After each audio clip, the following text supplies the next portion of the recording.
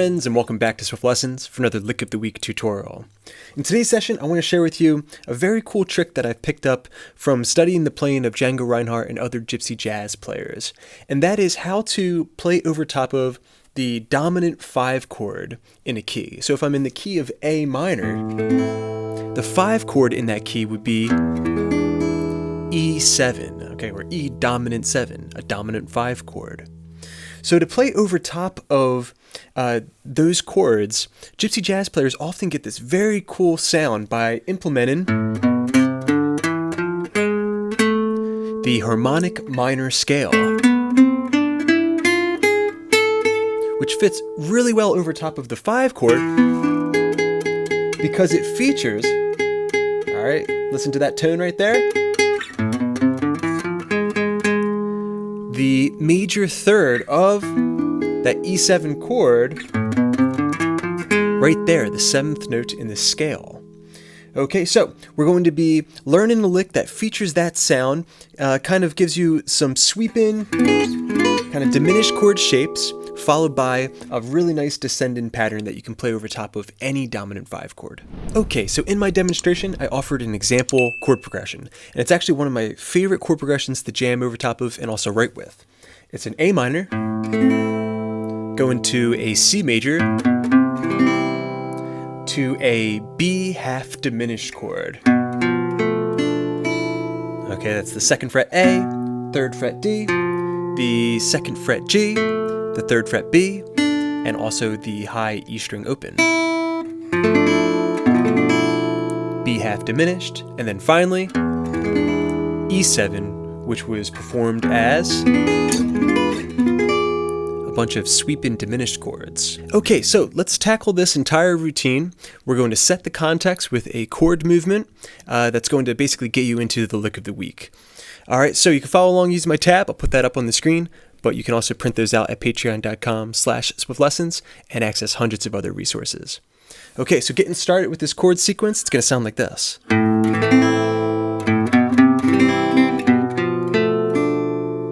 And real slow.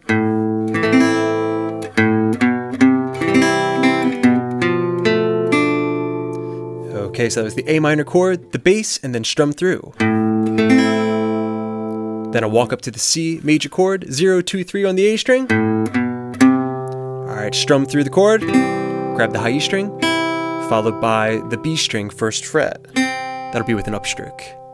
All right, put that together and we have. Okay, next we're going to the B half diminished chord where we're going to break it apart. Okay, that was just A string, D string, G string, B string, frets 2, 3, 2, 3. Okay, that's 2 measures of music right there, but keep in mind this is very much free time, so you can apply whatever rhythm, and also you can kind of stretch things out a little bit for dramatic effect. Okay, so put that together and we have.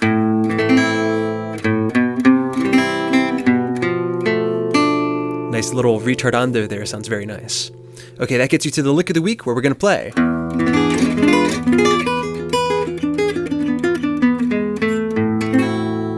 Okay, and real slow.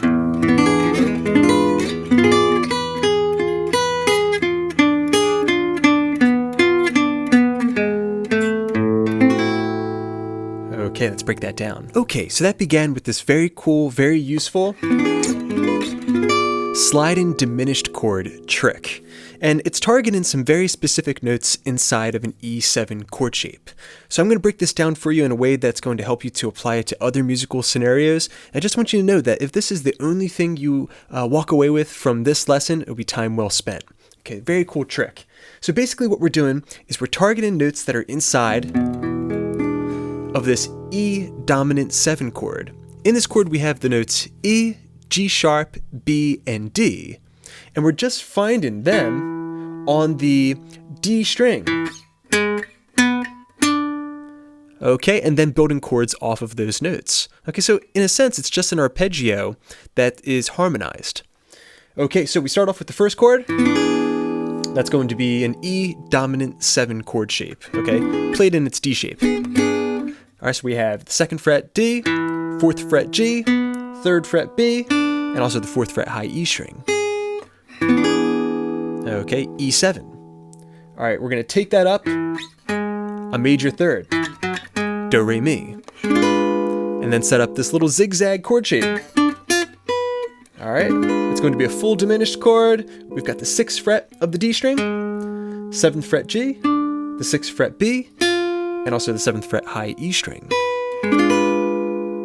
Okay, from here, we can just move this up a minor third. So from the 6th fret going up to the 9th fret, and then perform the same exact shape where we're going to get started with our descending riff down the strings. Okay, now the cool thing here is this is something you can play over top of an E7 chord shape, and in place of that E7, and you can keep climbing up the fretboard if you just keep going up by those minor thirds. There's the 12th fret. There's the 15th fret. 12, 13, 14, 15. Yeah, 15th fret. Okay, you can go all the way up the fretboard with those shapes. Okay, so the next time you're jamming in the key of A minor, and an E7 chord shape comes,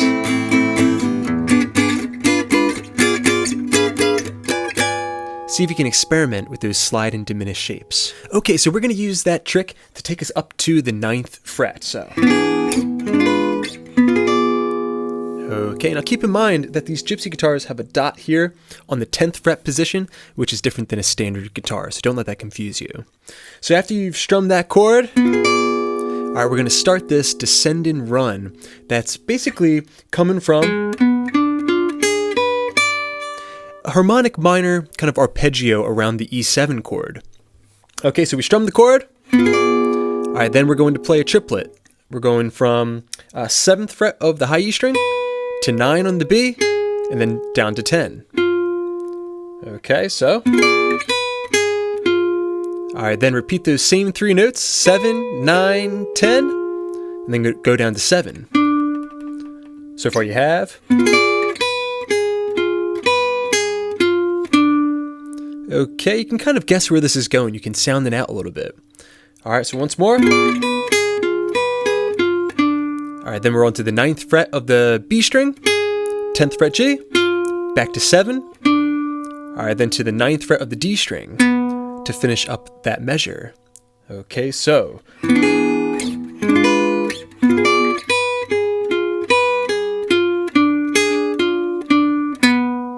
All right, then finishing the run, we're on to the 10th fret of the G string, 7, and then 9 on the D, followed by 6. All right, that basically sums up the descending pattern.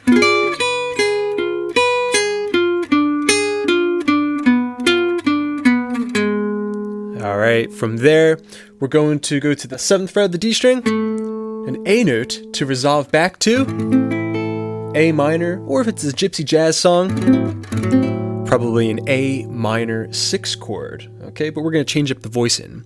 All right, so once more, that descending run starting from your sliding shapes.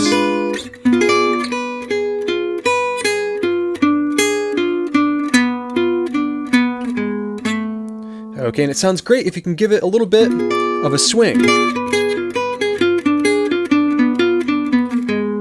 All right, then go to that 7th fret of the D string, and we're gonna set up a very cool voicing of the A minor 6 chord.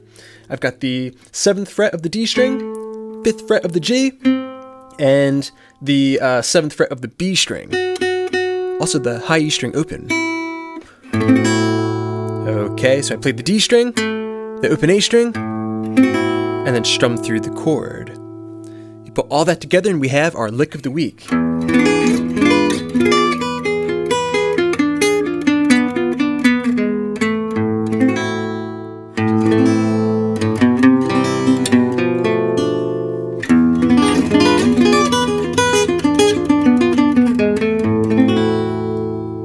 Alright friends, thanks so much for checking out this lead guitar tutorial. I hope you enjoyed it. Let me know what you think in the comments section down below. As always, big thanks to my supporters at patreon.com/swiftlessons. Hope you're enjoying all those extra resources. And thanks to you guys, I got many more lessons coming up, so keep checking in. Please subscribe, please share. This is Rob at Swift Guitar Lessons in Philadelphia, saying happy picking.